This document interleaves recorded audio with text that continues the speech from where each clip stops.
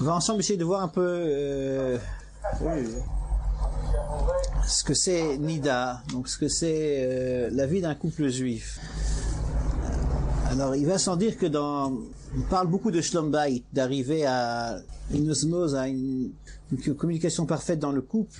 Il y a plusieurs éléments pour y arriver. Donc on va en parler un peu plus tard. J'aimerais commencer par une petite histoire. Petite histoire de France qui nous amène en Auvergne. L'Auvergnat, vous savez, le paysan avec ses gros sabots. Il a, pendant toute une année, il a labouré son champ. Ensuite, il a semé. Et un an de labeur pour arriver après la moisson au grand jour où il a chargé sa charrette avec son blé. Il part pour le marché. Et comme il a de la bonne qualité, en une journée, il a vendu tout son blé. Et notre héros se retrouve au bout de la journée avec 20 pièces d'or. C'est une grande somme. Et il prend la route du retour. Bon, en route pour sa ferme familiale, il s'arrête dans une auberge pour se prendre un repas. Il s'assoit à table et pendant le repas, tout d'un coup, il entend un bruit de fond. Puis, il prête attention, il se rend compte que c'est la musique. Lui, il n'a jamais vu ça. Il y a un monsieur qui fait des mouvements de droite à gauche en tenant un morceau de bois. Et c'est prodigieux parce que les gens commencent à chanter, à battre des mains. Ils regardent, mais c'est magnifique cet appareil. C'est une source de bonheur. Les gens, ils entendent cette musique et puis avec l'alcool et les gens commencent à danser. Et ils regardent ça, mais c'est magnifique cet appareil. C'est un miracle. Il suffit que le monsieur fasse des mouvements de droite à gauche et tout le monde est content. Cet appareil, c'est la clé du bonheur. Il faut que je l'achète. Il s'approche du violoniste. Monsieur, votre appareil m'intéresse. Le violoniste le regarde et continue à jouer. Monsieur, je vous l'achète.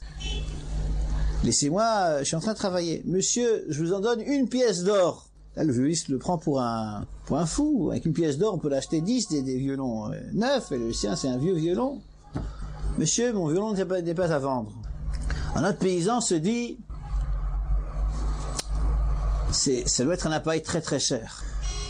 Je vais doubler la mise. Il se rapproche de nouveau du violoniste. Monsieur, je vous en donne 2 pièces d'or. Monsieur, je suis en train de travailler. Laissez-moi faire mon travail. 3, 4. Il se dit, mais Jean, arrêtez, je vais me fâcher, vous me dérangez dans mon travail. 5, 6. Je vais me fâcher, monsieur. Le paysan retourne à sa table et c'est la clé du bonheur. Il faut cette clé. Alors, il retourne chez le paysan et dit, écoutez, je vous donne un dernier prix, mais je vous demande de ne pas pousser les enchères plus loin parce que c'est à prendre ou à laisser. C'est tout ce que j'ai, je vous donne 20 pièces d'or. Là, le violoniste commence à comprendre que le paysan, il est sérieux et il décide de saisir l'occasion et donc il prend les 20 pièces d'or, il lui tend le violon, il se serre la main, tout le monde est heureux, moi pour l'instant. Bon. Notre paysan prend la route de sa ferme familiale, il arrive à la maison, Bobonne, salut, tu sais, c'est magnifique, j'ai trouvé la clé du bonheur. Alors elle le regarde, elle connaît son mari et se dit, qu'est-ce qu'il est en train de me fabriquer? Tu vas voir, c'est magnifique, il y aura plus de dispute, ça va être le bonheur assuré. Bon. Le paysan prend le violon, le fixe sur le mur de la ferme, et je sais pas si vous voyez la scène, il y a le paysan, madame et le violon sur le mur. Et bien entendu, rien ne se passe. Parce que rien ne peut se passer parce que un violon tout seul sur un mur, il n'y a pas beaucoup de chances que ça marche tout seul. Et le paysan attend, elle aussi attend, ça marche pas. Il commence à être gêné, le paysan, elle en peut plus de toute façon. Mais dis-moi, qu'est-ce qui doit se passer? Patience! 10 minutes se passent, elle en peut plus. Écoute, il doit être fatigué, il a beaucoup travaillé, le voyage. Un certain temps, lui aussi, il perd patience, il prend l'appareil, il prend le violon et il commence il dit peut-être qu'il y a un problème dans le mécanisme. Bon. Alors, il commence à tirer sur les fils. Alors, je sais pas si vous avez déjà vu ce que ça donne un violon lorsqu'on sait pas jouer du violon. C'est une horreur. Ça fait des couics et des couacs. Il dit, mais arrête, tu es en train de m'étriper les tympans. Et alors là, il se dit, mais il y a un problème. Il regarde à l'intérieur. Il voit le mécanisme et il se dit, En fait, j'ai dilapidé le fruit de mon labeur, d'une année de labeur, pour un morceau de bois, quelques fils, quelques poils de cheval. Et fou de rage, il prend le violon et il le fracasse par terre. Ouais, Bravotaille, le mariage, c'est un peu ça aussi. Trop souvent. Un garçon rencontre une fille rencontre un garçon, et on décide de se marier. Pourquoi est-ce qu'on décide de se marier? Parce que le garçon, il est persuadé d'avoir trouvé la clé du bonheur. Elle aussi, elle est sûre de... Alors, lorsqu'on a trouvé la clé du bonheur, on est prêt à faire beaucoup de choses. Très souvent, on est prêt à déménager, changer parfois de profession, parce que pour la clé du bonheur, on est prêt à faire des sacrifices. Trop souvent, on se fâche avec ses parents, parce que les parents sont pas toujours persuadés que c'est vraiment la clé du bonheur. Mais le jeune couple, il est sûr d'avoir le bonheur garanti. Alors, ce qui se passe, c'est que, bon, je parle pas des sommes folles qu'on investit pour une soirée, la nuit de noces, des sommes folles, faramineuses, mais si on a la clé du bonheur, c'est pas bien 20 pièces d'or, c'est parfois beaucoup plus, mais ça vaut la peine pour la clé du bonheur. Le lendemain du mariage, il y a le jeune couple, ils sont à la maison. C'est un peu comme l'image dans la ferme, vous savez, le violon sur le mur. Le garçon regarde la fille, elle, la fiancée, enfin la jeune mariée regarde le khatan, le jeune marié, et tous les deux sont en attente que le violon de lui-même va commencer à jouer sa mélodie. L'un attend de l'autre, l'autre attend de l'un, et bien entendu rien ne se passe. Et quand on commence à essayer de jouer du violon lorsqu'on ne sait pas comment ça se joue, c'est une cacophonie, et voilà. Ça c'est un peu le début du mariage dans certains couples très, très rares. Alors, comment arriver à ce que le mariage soit la clé du bonheur? Parce que le mariage, c'est quelque chose qui apporte à l'homme une shlemout, une perfection. Le mariage, ça peut très bien être la clé du bonheur. Ça doit être la clé du bonheur, mais pour y arriver, il y a un mode d'emploi. Alors, j'aimerais vous raconter une anecdote personnelle. Vous savez que je vais souvent en France pour donner des cours. Alors, il y a quelques années, j'étais à l'aéroport de Ben Gurion, je partais pour Marseille pour 2-3 jours, et je voulais louer un appareil. Vous connaissez oui, voilà, le portable. Alors, vous savez, c'est magnifique cet appareil. Ça pèse à peu près 120 grammes. Il parlait d'ici en Afrique du Sud, ou en Martinique. Et non seulement on peut se parler, mais on n'y pense pas aujourd'hui, mais il y a 20 ans, vous auriez dit à quelqu'un qui a un morceau de plastique de 120 grammes, peut se parler d'un bout à l'autre du monde, il vous dit, mais vous êtes à l'armée, ils avaient pour les communications, il y avait un soldat qui portait sur son dos comme ça un appareil immense pour arriver à une communication à peu près. Là, avec 120 grammes, on peut parler d'un bout à l'autre du monde. Et en plus, c'est magnifique cet appareil. Il y a dedans un répertoire, il y a un réveil, un pense intelligent. Ceux qui s'ennuient, qui n'aiment pas étudier la Torah, il y a des petits jouets. 120 grammes. Magnifique. Alors, je suis arrivé au stand là-bas à l'aéroport et j'ai dit au monsieur, écoutez, moi en Israël, j'ai un Nokia. Je veux un Nokia. Le monsieur me dit, écoutez, on n'a que du Motorola. Le StarTAC, c'est le petit appareil qui se... Écoutez, je connais pas... Écoutez, c'est tout ce qu'on a, c'est à prendre relais. C'est bon, je l'ai pris. Avec l'appareil, il y avait le mode d'emploi. Vous savez, le mode d'emploi du fabricant, c'était une mini-bible, 300 pages. Bon, alors je pars pour Marseille pour 3 jours, j'ai pas le temps de commencer à étudier cela. Moralité, je me suis retrouvé à Marseille et j'étais incapable de me servir de ce petit bijou. Pourquoi? Parce que Motorola a son mode d'emploi et Nokia a le sien. Les codes sont différents. Le mien, le Nokia en Israël, je le connais à la perfection parce que je travaille beaucoup avec, mais les codes étant différents, j'étais incapable de me servir de mon appareil. Non seulement ça, imaginez-vous que je suis en cours, il y a un cours, il y a 100 personnes, et il y a quelqu'un qui m'appelle. Alors, je sais pas comment on était à la sonnerie. Ensuite, le locataire d'avant, c'était pas tout à fait mon style, il avait mis d'abord, il était un peu dur d'oreille, il avait mis la tonalité au maximum. Ensuite, c'était pas du Havana Aguila, mais c'était du hard rock. Alors quand le téléphone il sonne, les gens me regardent. Ça fait il les rabbins des vrais qui sont originaux là. Pourtant il a l'air sérieux là, la grande barbe, le chapeau, le costume strict. Et vous savez, des gens qui insistent.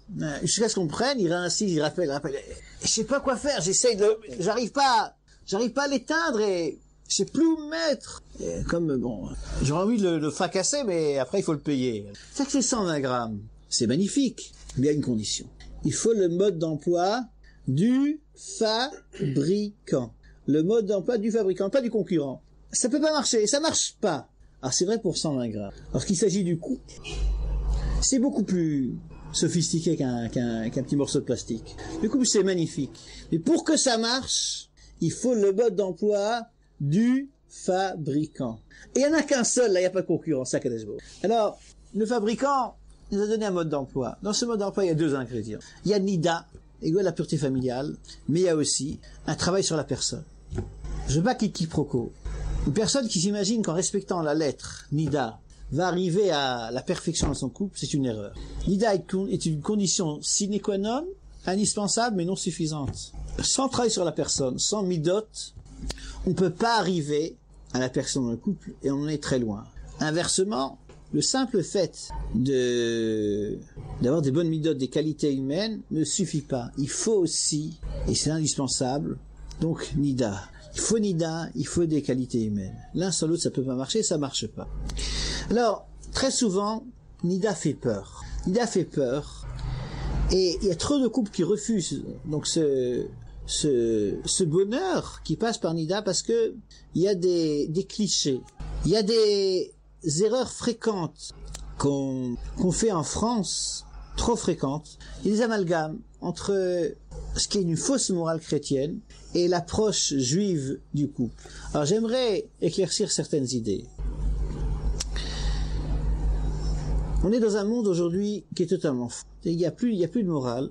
Lorsqu'on arrive en France et qu'on voit ce qui se passe dans les rues, les publicités, le métro, les kiosques à journaux, c'est inimaginable. Il y a 30 ans, on aurait mis en prison les plus grands publicitaires d'aujourd'hui. Aujourd'hui, ils reçoivent des Oscars pour ce qu'ils affichent sur les murs. Alors, il faut savoir que malgré tout cette immoralité, il y a encore en France des très forts relents de pseudo-morale chrétienne. Là, vous savez qu'au niveau de la morale chrétienne, le plaisir, c'est le péché. Or, très souvent, trop souvent, on associe, et c'est une erreur grave, la Torah à la morale chrétienne. Et les gens se disent, si dans la chrétienté, le plaisir est interdit, dans la Torah aussi. Alors, c'est faux, et ça bloque énormément de couples. Alors, j'aimerais préciser qu'au niveau de l'approche juive, de tout ce qui est plaisir, on a une approche qui est totalement à l'opposé de l'approche non juive du plaisir, l'approche chrétienne. Pour nous, le plaisir, c'est pas un péché. Le plaisir est très souvent une mitzvah. Le plaisir est quelque chose de positif. Je donne un exemple. Bien entendu, vous allez vous-même faire l'analogie avec tout ce qui est la vie conjugale. Je vais prendre l'exemple du Shabbat. Bien manger Shabbat. Un bon repas, une bonne dafina. Un bon tchon pour les Ashkenazim. Bien manger, c'est une mitzvah, d'après beaucoup de poskim, qui a une valeur de Horaïta, de la Torah. Onek Shabbat. Maintenant, que les choses soient claires, on n'attend pas Shabbat pour bien manger. Le plaisir est une mitzvah, mais c'est pas une finalité. Le plaisir est un moyen de s'élever. Donc on n'attend pas le Shabbat pour jouir, mais la jouissance Shabbat est quelque chose de positif. Vous savez qu'au niveau du catholicisme, le mariage pour les prélats est interdit. Tout ce qui est des ecclésiastiques ont le droit de se marier. Pourquoi? Parce que le mariage, c'est une concession avec la faiblesse humaine. Dans la Torah, c'est exactement l'inverse. Comment est-ce qu'on appelle le mariage? Kiddushin. Kiddushin, élévation. Un talmudiste, aussi grand qu'il soit, s'il refuse le mariage, cette Torah ne sera pas parfaite. Donc le mariage est un élément de l'élévation de la personne. Et d'ailleurs, c'est intéressant, comment est-ce qu'on fait un mariage avec un verre de vin. Le Shabbat aussi, comment est-ce qu'on commence le Shabbat? Avec le Kiddush, élévation. J'aime pas le terme sanctification. Élévation, on élève le Shabbat avec un verre de vin. Rabotai, vous savez que lorsqu'on boit la coupe de vin du Shabbat, du Kiddush, il suffit pas de goûter le vin. D'abord, il faut prendre un bon vin. Si vous avez un vin simple et un bon vin, vous prenez un bon vin. Ensuite, il faut que ce vin, il faut non seulement que vous le goûtiez un petit peu, mais il faut en boire une bonne rassade. Pourquoi? Le Rosh, il dit, c'est un des plus grands commentateurs, il dit parce que il faut jouir du vin. Jouir du vin, c'est en prendre une bonne gorgée. Quelques gouttes, vous n'avez pas de jouissance. Donc on commence le Shabbat avec le Kiddush c'est avec du vin. Le mariage, c'est Kiddushin, là aussi il y a du vin. Pourquoi? Parce que dans la Torah, le plaisir, c'est pas le péché. Le plaisir, c'est un moyen de s'élever, un moyen dans le couple de se rapprocher. Mais on reviendra plus tard avec, bien entendu, certaines limites. Alors, au niveau des fausses idées, il y a aussi, au niveau de Nida, énormément d'erreurs d'approche sur Nida. Permettez-moi de vous raconter une anecdote, me racontait un ami qui est rave à Paris. Il m'a dit un jour, il est rentré dans un magasin pour acheter une mezouza. Alors la vendeuse était malheureusement habillée à la mode de Paris, vous savez, c'est... Bon. Et... le rave lui demande, mademoiselle, je veux une mezouza. Elle fait comme s'il n'entendait pas.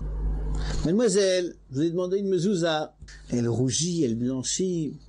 Mademoiselle, une mezouza, vous en avez ici, derrière le comptoir. Elle s'approche du rave, dit, écoutez, vous comprenez pas, je peux pas toucher la mezouza. Parce que c'est fou.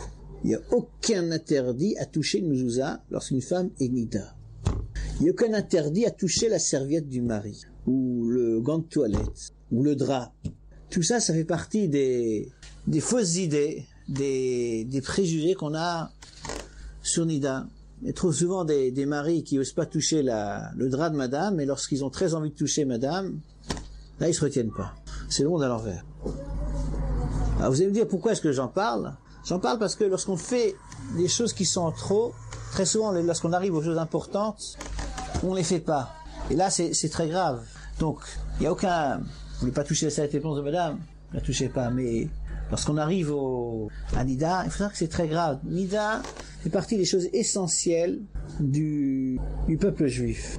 Il y a une Mishnah dans Masechet Kritout qui énumère les fautes essentielles sur lesquelles il y a la sanction terrible de karet. Celui qui mange du chametz à Pessah, qui mange une baguette, celui qui mord une pomme à Yom Kippour, c'est karet. Alors, le Nida aussi figure dans cette liste. Donc, Nida fait partie des choses essentielles, parce que Nida est essentiel au niveau du couple, c'est essentiel au niveau des générations qui vont naître après. Alors, ce que c'est karet, je vais pas vous le dire, parce que j'aime pas faire peur, et je veux pas que vous fassiez ce soir des cauchemars. Donc, mais ça que karet, c'est quelque chose de très grave. Donc, c'est l'aspect sanction de Nida. Mais il faut savoir qu'il y a une approche positive de Nida. Pourquoi?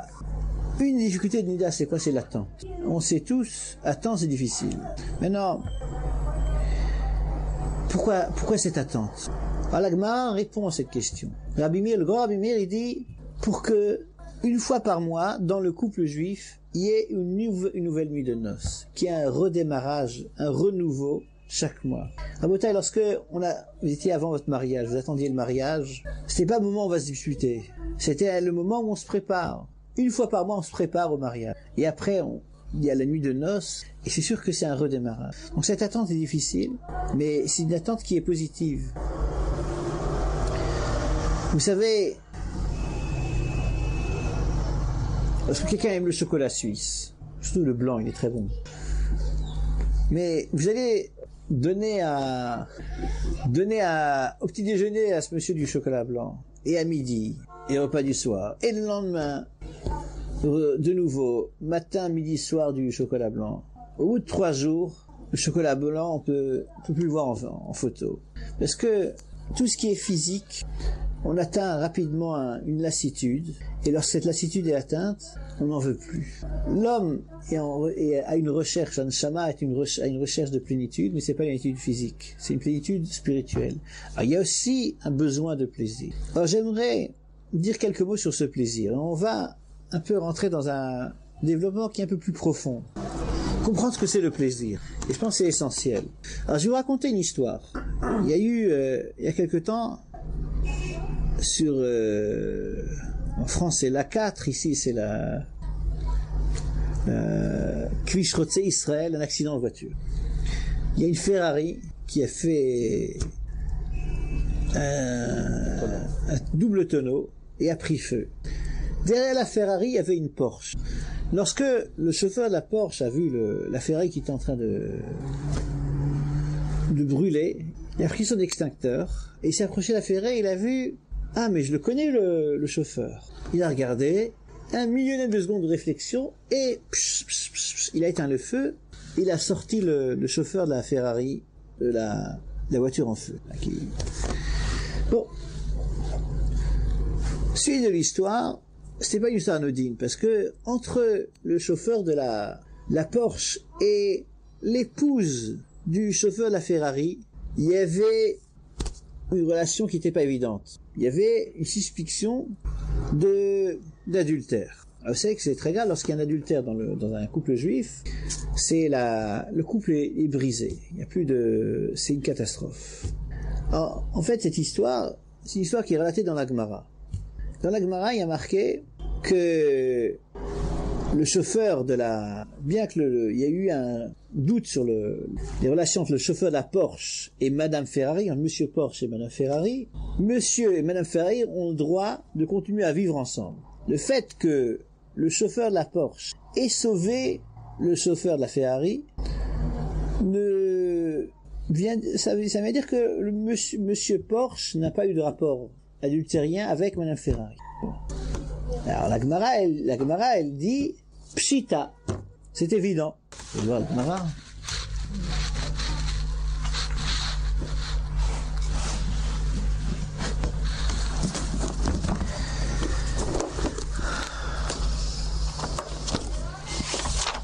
Le fait que Monsieur Porsche ait sauvé Monsieur Ferrari, c'est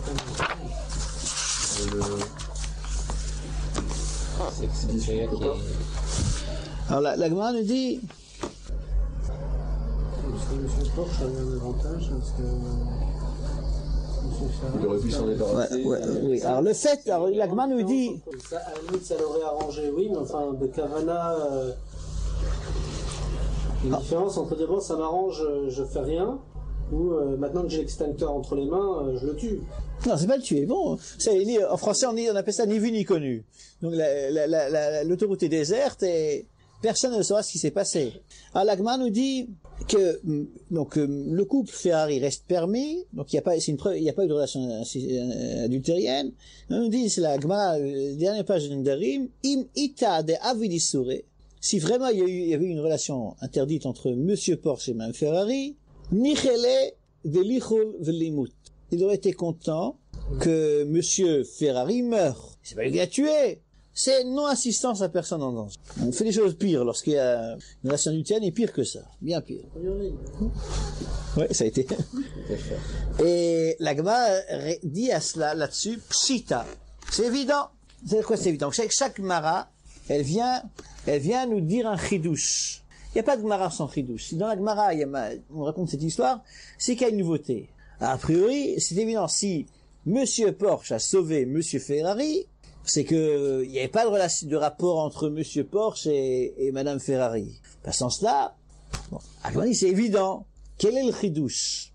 On va prendre l'altitude, là. Ça va un peu se corser. Maoude Teima, la Gemara demande, j'aurais pu penser, Issour et Avad. Il y a eu un rapport adultérien. Et pourquoi est-ce qu'il l'a sauvé? Nichele, il est content, Deloya Limut, que le mari va pas mourir. Baal, n'était que la femme soit pour lui, Maim gnuvim imtaku.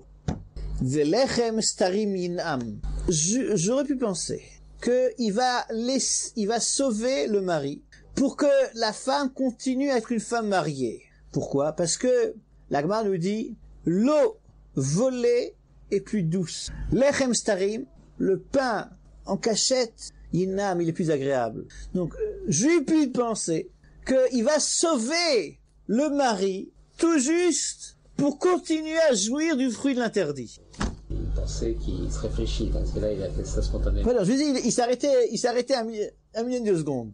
Il a réfléchi très rapidement. Alors, le chidouche de la Gemara, le kamash le chidouche, c'est quoi? C'est bien que j'ai pu penser qu'il y ait une telle marcha, une telle pensée. Je crains pas que le chauffeur de la Porsche a sauvé le chauffeur de la Ferrari pour continuer à jouir du fruit de l'interdit. Ça, c'est la Gemara. Encore une fois, Monsieur Porsche a sauvé Monsieur Ferrari, et le fait qu'il ait sauvé Monsieur Ferrari ne veut pas dire qu'il y a une relation adultérienne avec Madame Ferrari. J'aurais pu penser qu'il l'a sauvé pour continuer à jouir du fruit de l'interdit, Kamashon que non. On continue à prendre l'altitude. Donc on va continuer. Mais avant, je vais faire une pause, ouvrir une parenthèse. En fait, Rav Dessler pose une question qui est très profonde. Je ne vais pas y répondre jusqu'au bout. Si ça vous intéresse, vous prendrez le Mirta Meliaou. Il demande, lorsqu'on a en face de nous le cliché classique du tzaddik et du rachat, le bon et le mauvais, caricaturise. Et pourquoi est-ce que on traite le rachat de mauvais? parce que c'est un jouisseur. Quelqu'un qui cherche une jouissance. Alors déjà, il demande, mais en fait, le tzaddik, le bon, c'est aussi quelqu'un qui cherche une jouissance. Mais c'est quelqu'un qui, bon, c'est une jouissance à long terme. Le rachat, lui, veut sa jouissance tout de suite. Le tzaddik, c'est quelqu'un qui veut une jouissance à long terme.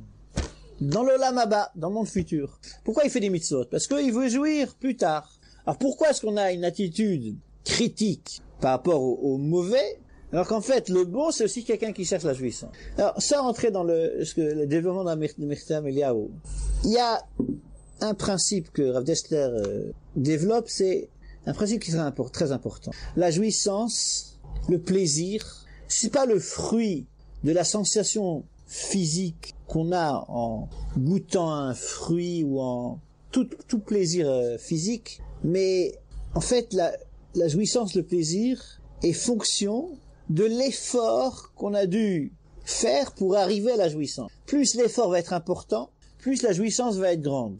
Moins il y a d'efforts, moins il y a de jouissance. On va prendre à Paris, dans le 16e, il y a un monsieur, il est dans son garage, il a une Ferrari, il a une Porsche. Maintenant, il a acheté, vous savez, le dernier coupé BMW. Il est heureux. Il est heureux parce que... Et là, il se retrouve dans un embouteillage. Devant lui, il y a, vous savez, une Cadillac. Il voit ça. Ben, il va plus jouir ni de sa Cadillac, ni de sa Porsche, ni de sa Ferrari, ni de sa BMW. On va prendre le prolétaire, vous savez, l'Ouest à la régie Renault. Pendant des années, tous les mois, il a économisé 50 francs. Au bout de quelques années de dur labeur, il s'achète, vous savez, une vieille 104. Elle a 15 ans et il la garde pour le week-end. En semaine, il va en vélo au travail. Mais le week-end, toute la semaine, il lastique, c'est sa vieille, lorsqu'il est dans sa voiture avec sa femme, c'est le kiff.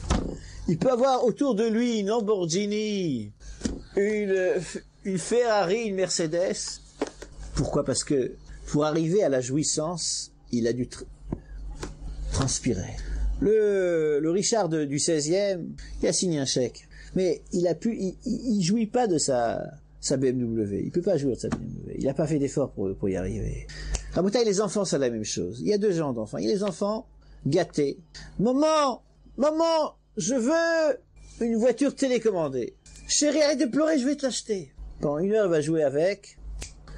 Maman, mon copain, il a un jeu électronique, je veux le même. Ah non, je t'ai acheté la voiture. Maman! Chérie, je vais te l'acheter. Au bout d'1 heure, même scénario. Il y a certaines familles comme ça, à Bnei Brak. Vous savez, à la cuisine, il y a un tableau. Chacun des enfants, il a son tableau. Alors, sur le tableau, il y a des colonnes. Une colonne, c'est arranger sa chambre. Une colonne a fait Birkat Amazon. Une colonne a écouté ce que papa et maman ont dit de faire. Une colonne. Lorsque tout le tableau est rempli, on a le droit à un autocollant. Lorsqu'on a 5 autocollants, l'enfant peut acheter un jouet à 3 sous. Mais lorsque l'enfant va acheter ce jouet à 3 sous, croyez-moi, il va l'apprécier, il va le garder, il le jettera pas parce que il a dû trimer pour y arriver. Peut-être ce que Rav Dessler dit, le plaisir n'est pas source de la jouissance, mais il est fonction de la difficulté qu'on a dû surmonter pour arriver à la jouissance. Je ferme la parenthèse, on revient à notre autoroute avec la Ferrari et la Porsche. Tosfot pose une question, Rabouta. Tosfot demande une question qui est très forte. Tosfot demande, si vraiment il y a un principe, une réalité, que Maim Gnuvim Mimtaku, l'eau volée est beaucoup plus douce, pourquoi Madame Ferrari est permise à son mari? A priori, si il y a un tel secret du plaisir,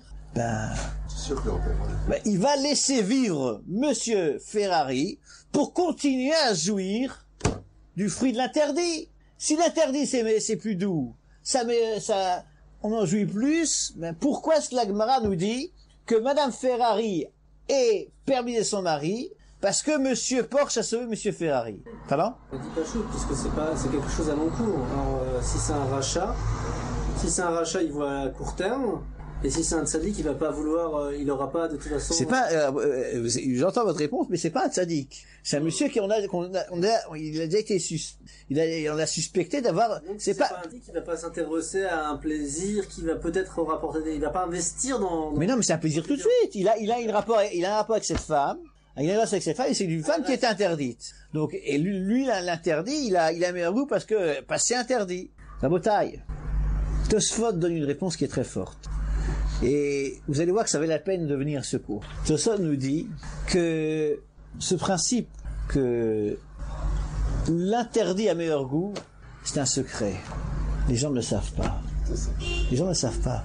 Ce monsieur, qui était suspecté d'être un fauteur, ne sait même pas que sa recherche de jouissance était plus forte parce que c'est une femme interdite.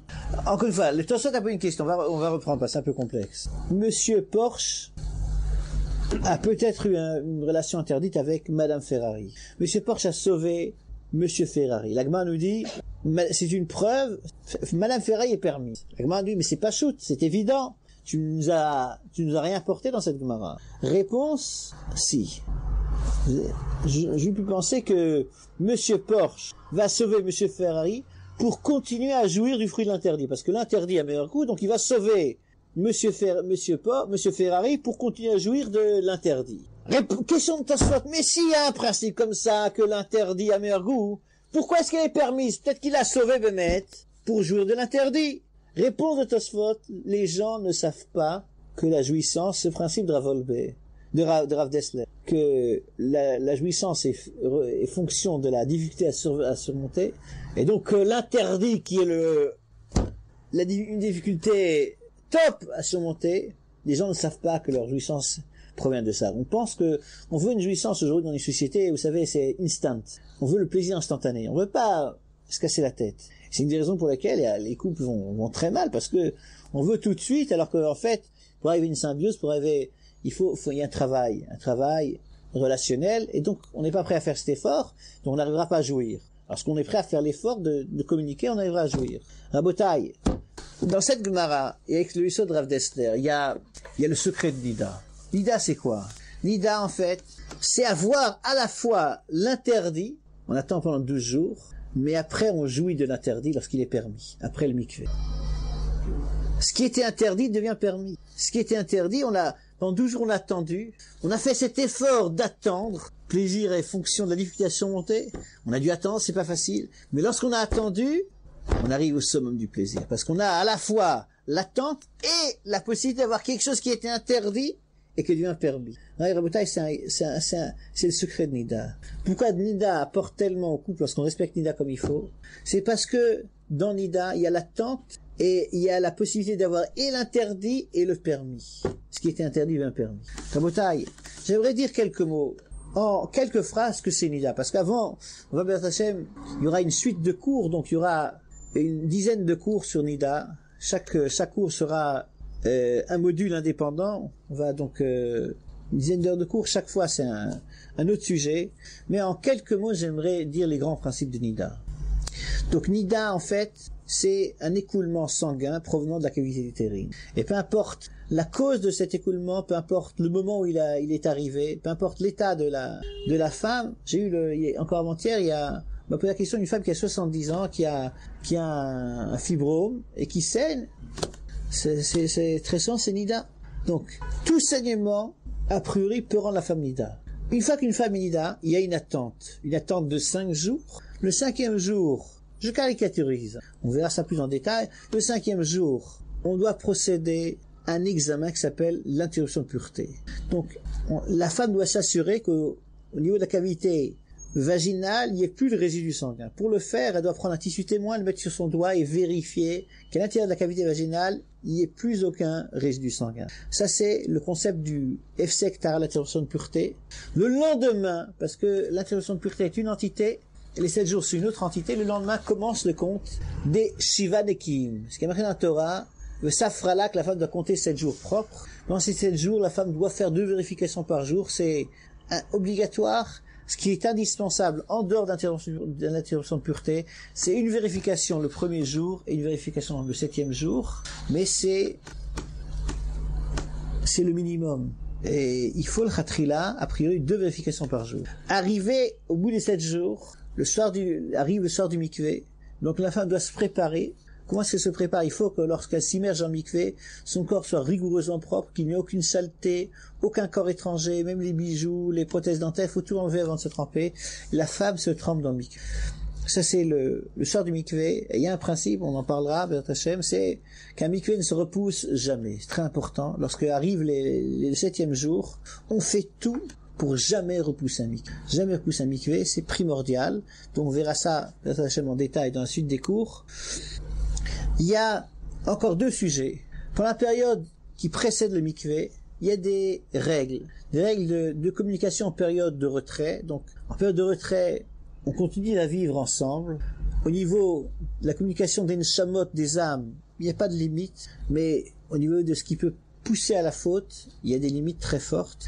Et donc, on expliquera en détail le pourquoi et le comment de ces limites. Encore un détail important, c'est plus un détail, c'est encore tout un sujet, c'est le concept de vestot. Vestot, c'est l'obligation qu'il y a de se séparer lors de certaines dates de prévention. Donc, c'est le dernier sujet qui sera abordé dans cette série de cours.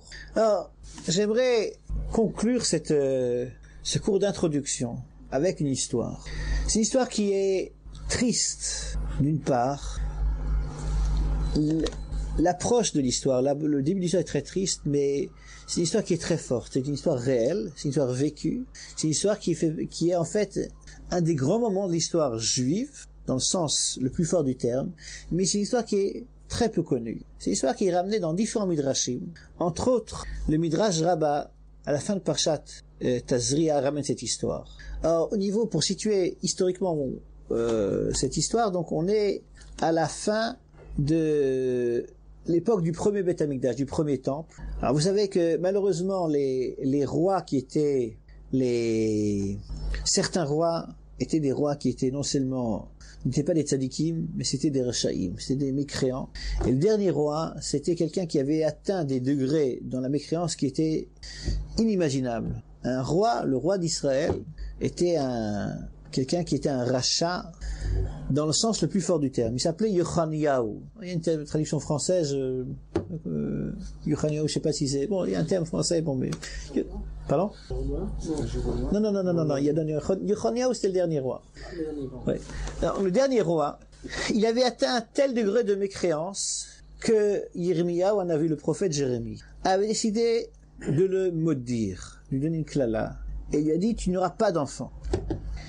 Là-dessus, le peuple juif est parti en exil, et en Babylone, en Bavel. Et une fois arrivé en Bavel, les rabbinim de l'époque se sont rendus compte qu'en fait, la klala, la malédiction de Yirmiyahu était terrible. Pourquoi était terrible?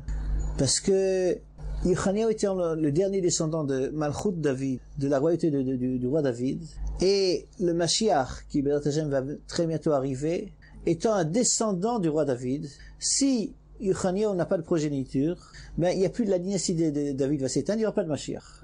Alors il y a eu 2 démarches des rabbinim. Première démarche, ils ont prié à Akadosh Baruch Hu, ils ont demandé à Akadosh Baruch Hu de permettre d'être matir la klala. Et donc Akadosh Baruch Hu, il a été matir, il a fait un beddin, quand on fait un beddin à Tarat Nedarim, il a permis la klala de Yirmiyahu Hanavi. Mais ça ne suffisait pas. Il y avait un problème physique.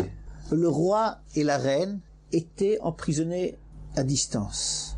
Alors, sans rencontre entre le roi et la reine, il n'y avait pas de possibilité de procréation.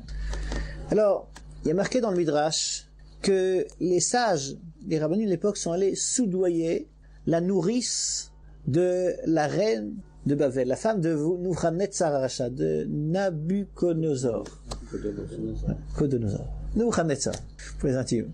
Et donc, ils sont allés lui expliquer la situation. Celle-ci a parlé avec la reine, et il y a marqué dans le Midrash que la reine, lors d'un des moments de l'intimité du couple, a dit à son mari, écoute, pourquoi est-ce que tu penses pas aussi un petit peu au roi des Juifs? Alors Nebuchadnezzar, qui avait un certain sens de l'équité, a décidé d'accorder au roi une rencontre unique pour qu'il y ait procréation. Alors ce que je vais vous raconter maintenant, c'est cette rencontre entre le roi et la reine. Alors, j'ai pas besoin de vous expliquer d'une part, le caractère dramatique de cette rencontre. Il y a eu l'exil, donc tout le peuple juif, pratiquement tout le peuple juif est parti en exil, et le roi est emprisonné dans un endroit séparé de la reine, et ils vont se rencontrer pour une fois. C'était la dernière fois de leur vie qu'ils vont se retrouver. Alors il est marqué dans le Midrash qu'on a fait descendre la reine avec des cordes, parce que c'est une grotte souterraine. Alors, avant de vous raconter vraiment cette rencontre, j'aimerais préciser une chose. Je vous ai dit auparavant que le roi Yochaniaou était un rachat.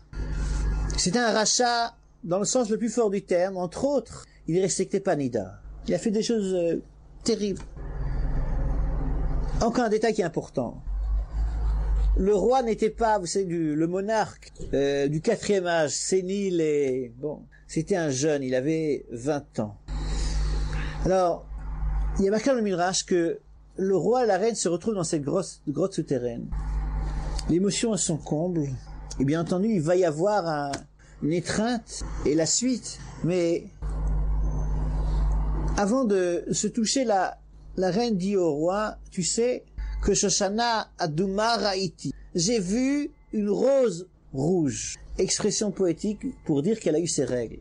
Alors vous dire pour Yochaniaou, c'était la grosse blague. À Jérusalem, il ne respectait pas Nida.